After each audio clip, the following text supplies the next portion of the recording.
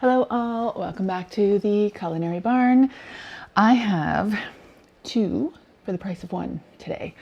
I believe it was last week I put out a call to you to find out what particular types of recipes you would like me to focus on for the next couple of weeks, and overwhelmingly it was requests for tomato-based recipes and stone fruit. Depending on where you happen to be in the world, tomatoes and stone fruits are at their peak right now, particularly tomatoes. And I have been saying it to anyone willing to listen to me that this is the time to enjoy them, preserve them, eat them, just whatever you can do with them. Because swift reminder, those winter tomatoes are coming, and we all know what they taste like, or better said, don't taste like. So make the most of what you have. And so I've got two very simple recipes for you today. We're going to use one recipe as the base and a standalone, and then simply just by adding some pasta to that base recipe, you have a completely separate recipe that is fantastic. So I just have to say, this past week was a bit nutters, and I worked all day today and made a point to go home and take a nap. And the older I get, the more I'm able to actually nap, and it was incredible. I feel super rejuvenated and happy to be back here in the barn cooking. So I wish you all, any attempt you have to take a nap, take a nap. It's amazing. Star of the show for both of these recipes is going to be these local beautiful tomatoes. I have a collection of some from my garden and some from the lovely Chase One Farms. But I mean, come on, like, look at this. It's just, these are things of absolute beauty. Anyone that calls these ugly or disfigured, we cannot be friends. Look at this gorgeous. This is a variegated plum. And I've got these black beauties here as well. And then just a smattering handful of all different little babies in here, including cute little piccolino ones here. So this is going to be the base. Really, all of these ingredients are quite fresh. And in fact, our other main ingredient outside of the pasta for the second recipe is just some good bread. This is slightly old. This is some good local sourdough from White Willow Bakery, close to where I am. So we're going to use some of this for the topping of the first recipe, which is going to be a tomato gratine or gratine pomodoro, essentially just baked tomatoes with breadcrumbs and some herbs, which typically I would just serve with some crusty bread. And then we're going to take that sauce and then flip it over with some beautiful pasta, and then you have a main course.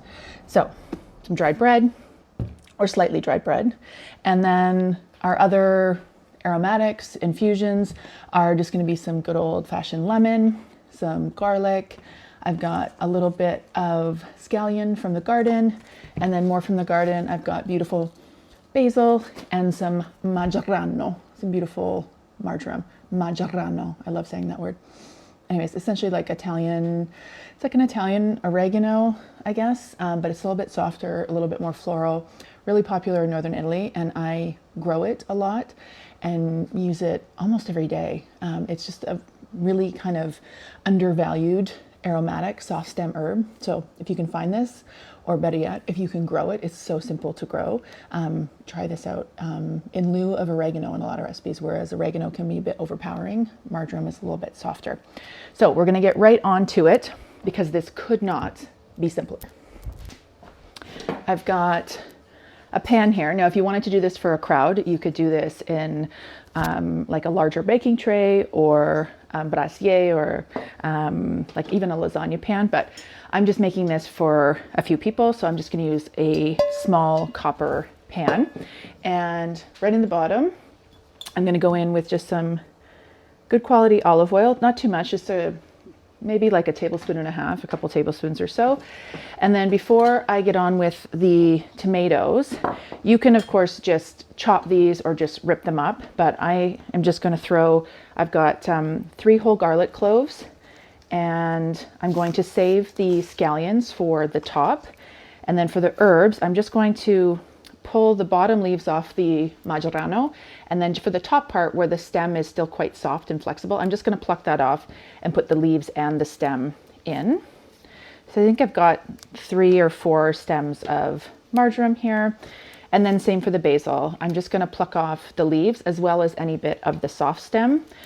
Just kind of give you an idea. This is sort of hard, tense stem that isn't particularly pleasant to eat, but this flexible stem here is totally edible. So don't throw it away and throw your leaves in. And because we're going to bust this up a little bit in the pestle and mortar, you don't have to worry about the stem affecting the texture of this at all. And I'm going in with a decent amount of basil, but you can put as little in as you like. And of course you can change the herbs as well. I'm going to save a little bit that for the top. And we need some salt. So just a little bit of salt and some pepper as well, if you like. And then I'm just going to go in and give this a good bash just to get the garlic beat down. I apologize for the noise. So good little arm workout. And I've just kind of turned it into just like a kind of loose, rough, I wouldn't even say paste, but I've just really brought out all the oils and the herbs and released the moisture from the garlic. So it's a little bit sticky, a little bit oily. And we're going to add that in with our tomatoes in a moment. So for these gorgeous tomatoes, I'm just going to do very rough, haphazard cuts on these, just cutting around that top core. And I'm leaving the pieces relatively large because I don't want this to turn into like a big pan of like mushy tomatoes. I still want them to have a little bit of texture to them. So just a rough hack. I'm going to do this one big, beautiful pineapple one. And I think I'll go in with this beautiful Russian black as well.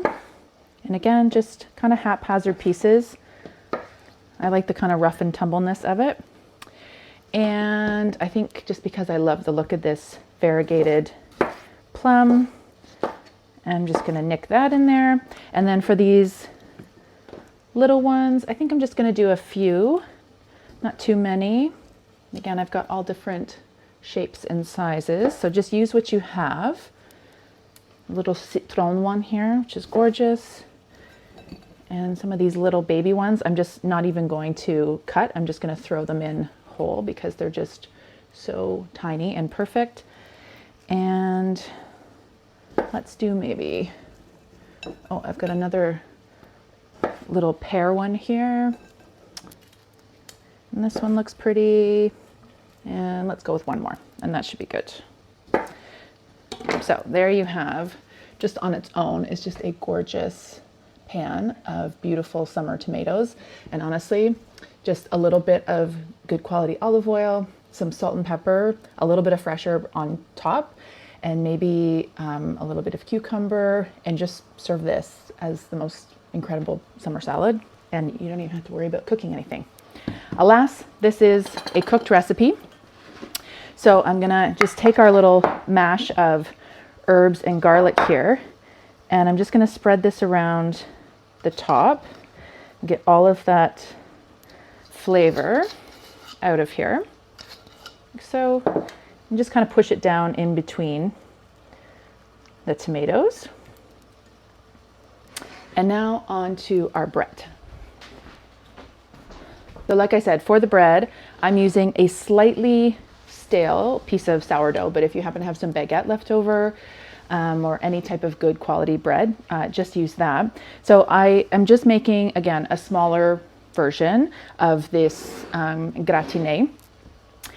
What I will say is the one type of breadcrumb you don't want to use for something like this is a dried store-bought breadcrumb, like one of those ones in the canister that is more meant for making meatballs or meatloaf. You want to actually use a good quality bread. And when those breadcrumbs get put on as a gratiné, I find they just end up being more like sand, and the texture is just not particularly pleasant. So I'm just going to take a good old wad of this beautiful sourdough, and I'm just going to perhaps take out a little bit of minor aggression, if you happen to have any, and just tear this all apart in very haphazard pieces. And if you want, you can just run it between your hands, and it'll just fall apart like so. And this is, again, not fresh, but it's also not dried to the bone. So there's still a little bit of moisture in here. So as you rub it between your hands, it just kind of falls apart like so. Now, what I don't want is like a particularly large piece of crust. So any of the crusty bits, you can of course cut those off, but I love them and they have so much flavor, and why waste them? And also, if you just don't want to do the tearing method, go ahead and just take your knife and just mill it through all your breadcrumbs if you need to break them down to size a little bit quicker. But I love this hands-on technique of just rubbing it between my fingers. Okay, so for our breadcrumbs, I'm going to put these up on top, all of them. Little rain shower of breadcrumbs atop of our gorgeous tomatoes. And then we need some cheese. And next up is some cheese. And in this case, I'm just going with good old-fashioned Parmigiano. And I've just got some freshly grated over here. And you can be quite generous here if you want. So some Parmigiano on top. I am just going to finish with a touch more salt and a little bit more olive oil on top. Now I have my oven preheated to a very high temperature. It's actually at 425 degrees. And this will allow the gratiné top, the breadcrumb, to get really crispy really fast without getting like overly soggy from the top part of the tomatoes.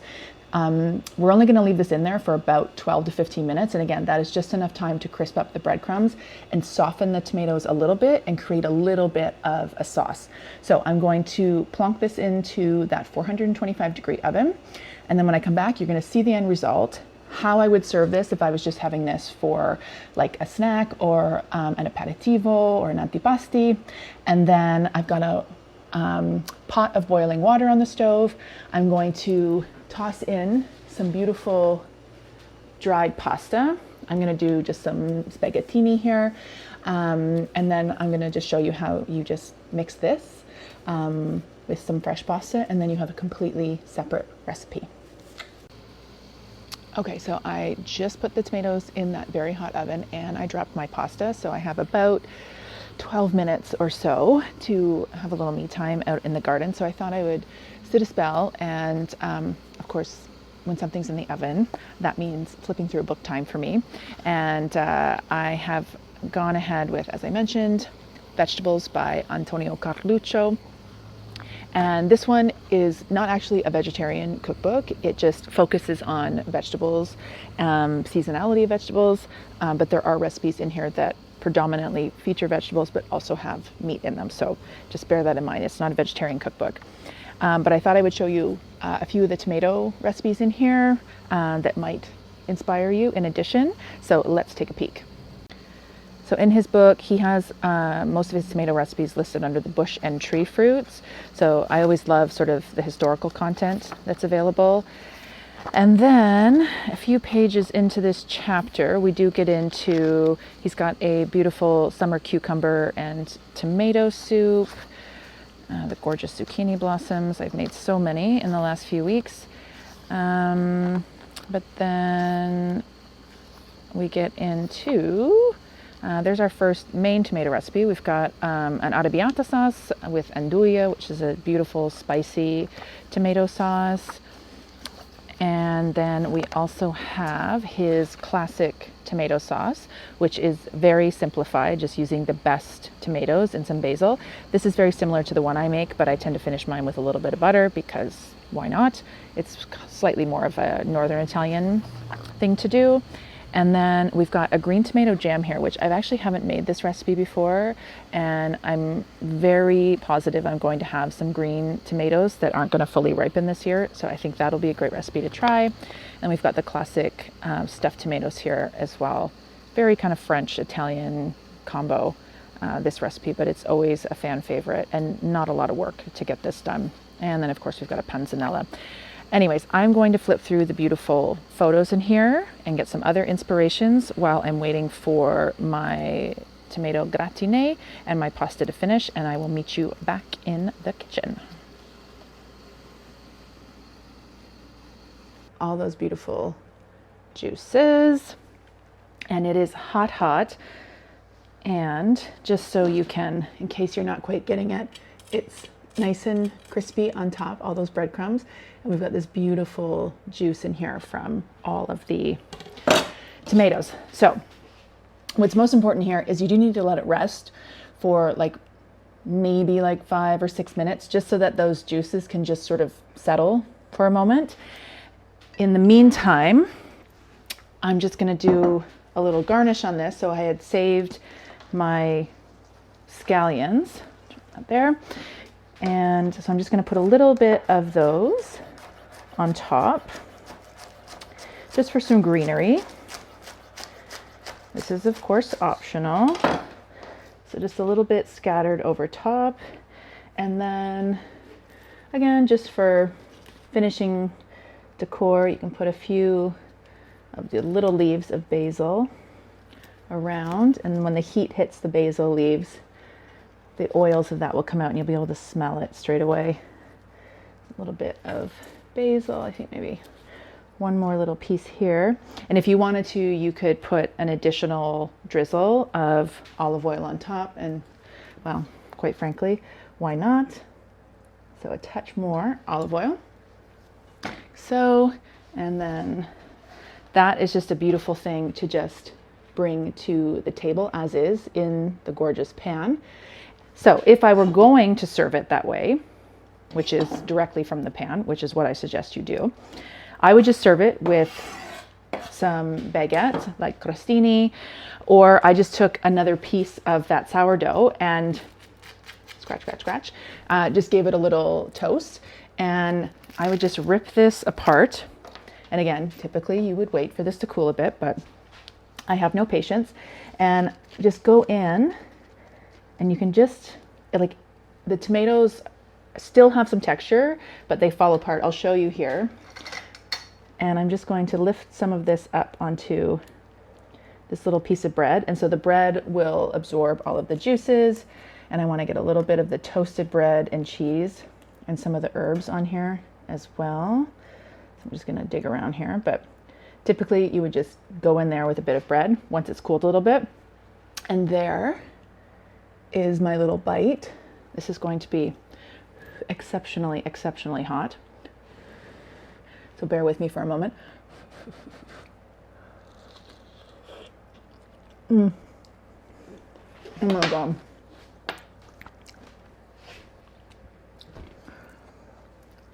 It's so simple, but it is so ridiculously good.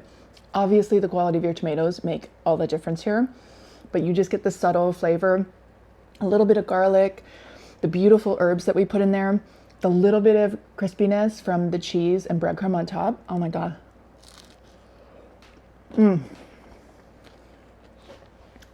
There's the perfect tomato sandwich, and then there's this. So, as mentioned, this is a 2-for-1. So while this was in the oven, I cooked off some pasta. I'm just gonna make a little room here. Oh, and you could also finish this with just a little bit of lemon on top, and that'll brighten everything. So I've got some cooked pasta here. I just took it off the heat. So I'm just gonna drag this into a bowl with a little bit of the pasta water, not too much, because our little gratiné has the tomato juices in it, so we won't really need much. Beautiful. So we've got beautiful cooked pasta in there. I'm going to go in with a bit more Parmigiano, and then I'm going to take our gratiné,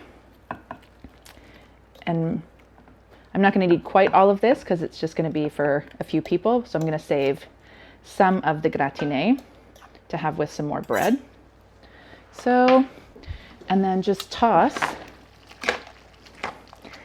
So now you've got beautiful cooked pasta with a simple, just barely cooked tomato sauce. The herbs are in there, the garlic's in there, and then you get a little bit of texture from the breadcrumbs. And then that little bit of Parmigiano that you put in there will just sort of thicken everything together. All right, I have just put the pasta into a serving dish. I'm just gonna put a bit more Parmigiano on top, and for just a little bit of brightness, a little bit of lemon. So there you have it. 2 recipes, 1 core ingredient, gorgeous summer tomatoes. Very simple to make, takes hardly any time, and really it's just keep it as simple as possible. The tomatoes are what is elemental here, some herbs, a little bit of aromatics, simple, simple, simple.